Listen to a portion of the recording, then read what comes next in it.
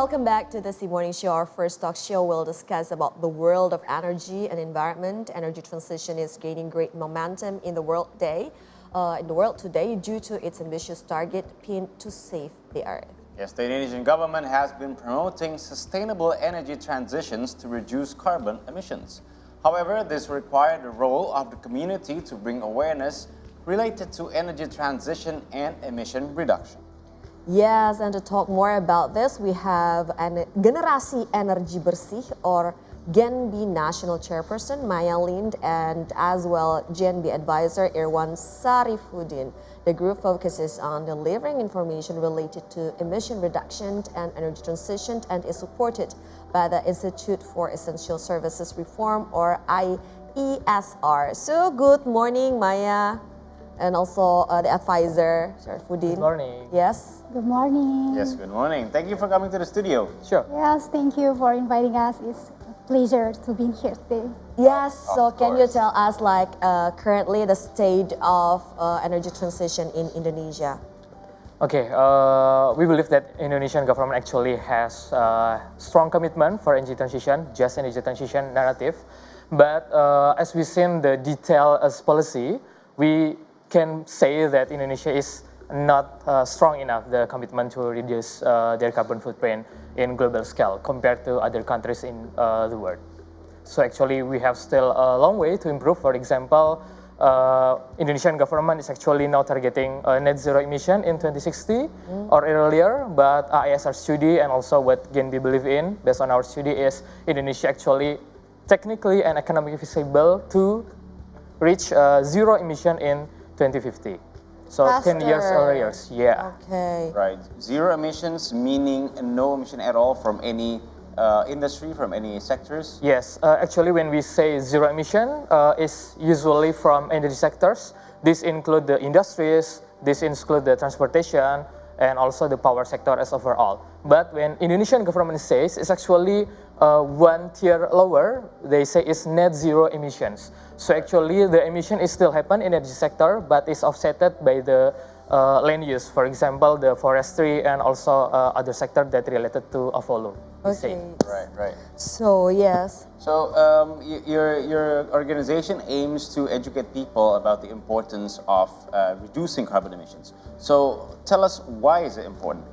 Okay, like you said before that, Indonesia is now gaining momentum for energy transition, and our community, Generasi Energi Bersih or clean energy generation, is at the forefront for these issues.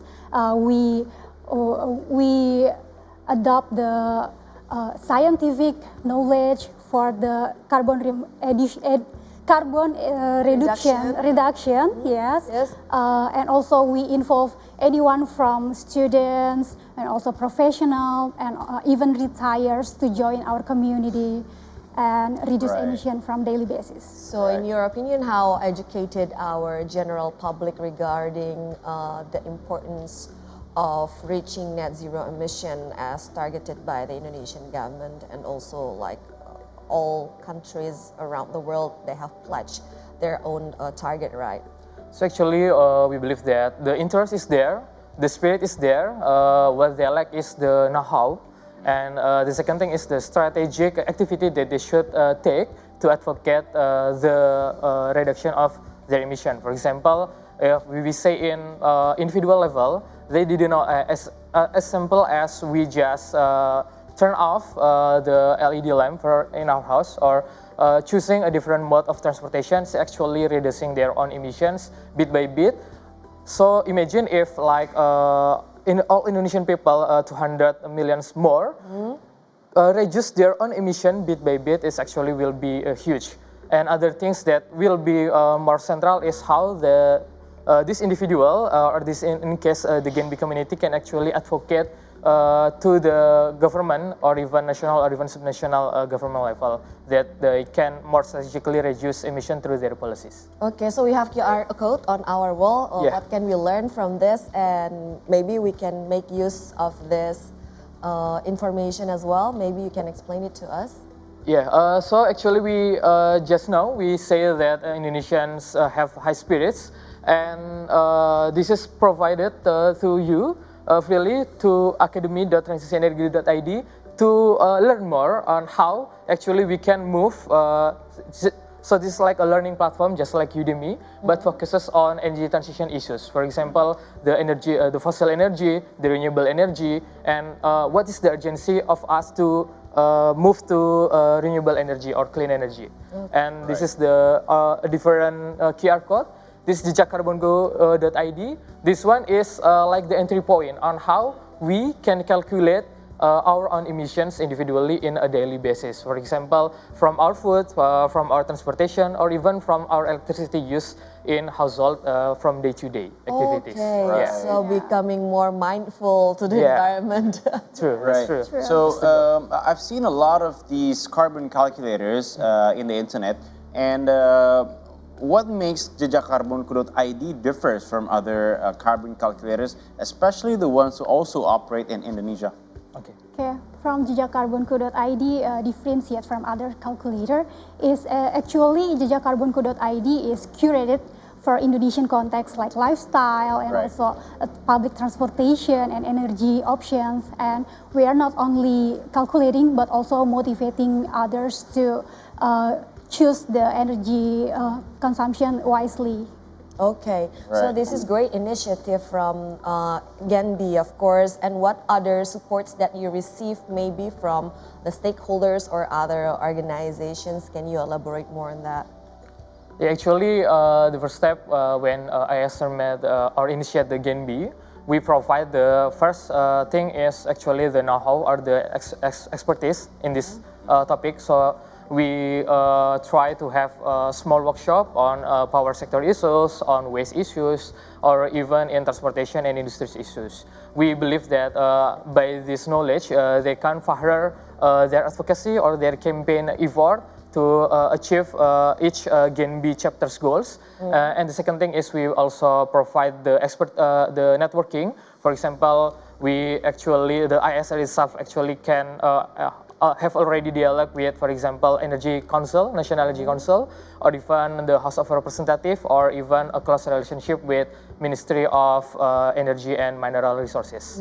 So actually, we want the Genbi to actually have audience, public audience with this stakeholder to directly voice their aspiration or voice their idea on how the community can also take part in just energy transitions. Right, so it is indeed a lot of steps needed to be done in order for Indonesia to reach net zero emission by 2060. Yeah. So according to your organization, what is the next steps? What is in the future plans for both IESR and also for Genbi in order to reach this net goal of 2060, net zero emission? Okay. Sir, first. Okay. From ISR, we believe that we actually have studies in our pipeline and also already published studies that strongly suggest Indonesian government to retire their coal-fired power plant or CFPP, because the CFPP is actually the highest emissions from all other industries. This include the electricity that used by industry or even the electricity that used by EV. All of them is generated mostly by the CFPP. So we strongly support governments and also maybe give our study for them to implement which CFPP that should be retired first. This is actually a very technical processes and maybe take a long time, and also there are the law aspect of this on how the CFPP operator actually can sue Indonesian government back if they didn't want to shut their power plant down. So what are the next steps that you're wishing to do in the future? Yeah, so actually we already assessed the MEMR on how we identify this FPP, and also parallel with that, we actually also encourage the global diplomacy and climate on how we can attract other funders or international donors to support, for example, like 3 to 6 months ago, the JETP narrative or JETP ideas, this is like investment plan to help Indonesians move to clean energy is proposed. So we actually want to gather international support too for Indonesian government to achieve this just transition process. Right. Okay.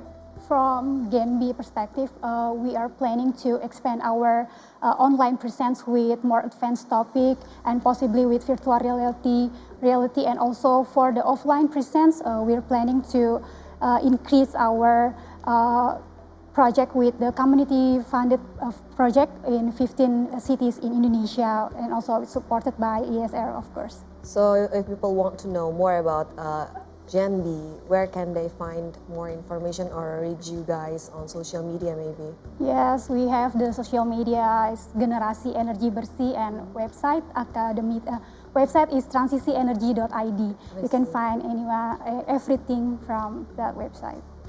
Right. So I think that concludes our interview for today. So thank you very much for coming into the studio and sharing with us, viewers at home, that Indonesia is able to reach net zero emission by 2060 with, of course, ourselves.